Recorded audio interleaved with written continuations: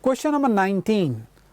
A diatomic molecule X2 has a body-centered cubic structure, which means Z is 2, with a cell edge of 300 picometer. See, normally when they are giving Z and the cell edge, they should be asking the formula for density. This is how I perceive. Anyways, let's see. The density, see, they have given the density. The density of the molecule is 6.17 gram per centimeter cube. The number of molecules present in 200 grams of X2 is. So basically, by the formula of density, if you see, you have got density, you have got Z, you have got Avogadro's number, you have got A cube. What is missing? Molar mass. So you have to find out the molar mass. Then divide this given mass by the molar mass and find out the number of particles. So simple question, let's start solving it. See, you have this D is equal to Z into M by A cube into Na, right. Now what is the value of Z? They are giving 6.17, there is 2. Molar mass we have to find out. The value of A, this is 300 picometer, I have to convert it into centimeter, right.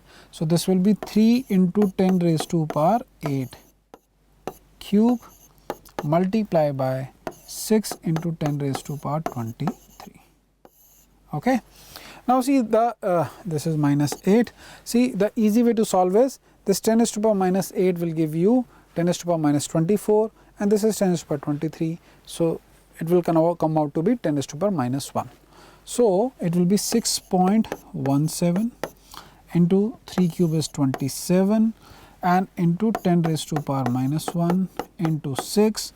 This whole divided by 2 will give you the molar mass. So as I see, 2 into this is 3, so that is 27 into 3 is 81 into 10 raised to power minus 1 is 8.1, 8.1 into 6.7, the mass will come out to be 50. So the molar mass will be 50 gram per mole, right. Now we have to find out the number of particles in 200 grams of X2. So given mass is 200 divided by the molar mass is 50 into Avogadro's number. So the answer should be 4 Na, that is the correct option is second. Okay, easy question I should say, and simple calculations. Now the next question, question number 20. The difference between radii of third and fourth orbits of Li2 plus is delta R1. The difference between the radii of third and fourth orbits of He plus is delta R2. So delta R1 by delta R2. See, the easy way is R can be written as A naught n square by Z. Okay. Now if you take the difference, if you take the delta R, this will be A naught by Z n2 square minus n1 square, right. This is how you can write. If you see, A naught is same for Li2 plus as well as He plus. N2 and N1, that is third and the fourth orbit, is also same.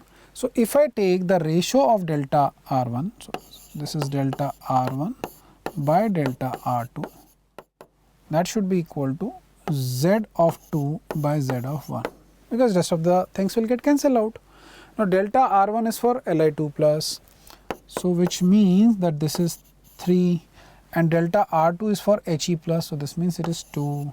So the ratio is 2:3. So the correct option is choice number 3, right. Now let us look at question number 21.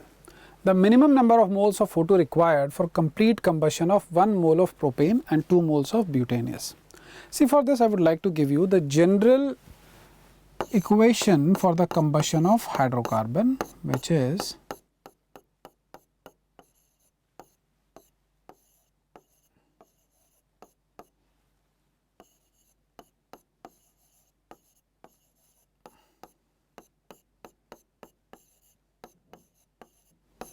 now I am writing liquid over here, considering that it is at the room temperature.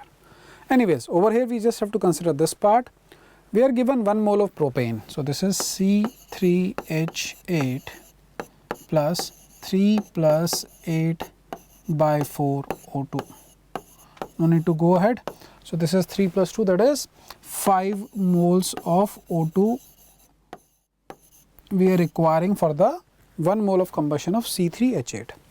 Now we are given 2 moles of butane. Let me calculate for 1 mole, then we will simply double it up. So, this will be 4 plus 10 by 4 O2 gas. So, 4 plus 10 by 4 is 6.5.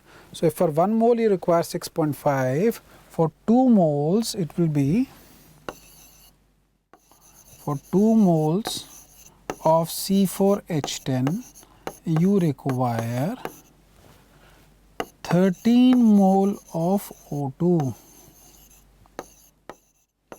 So, what is the total requirement? 5 plus 13, that is 18. So, over here the correct answer is 18 moles of oxygen. Okay.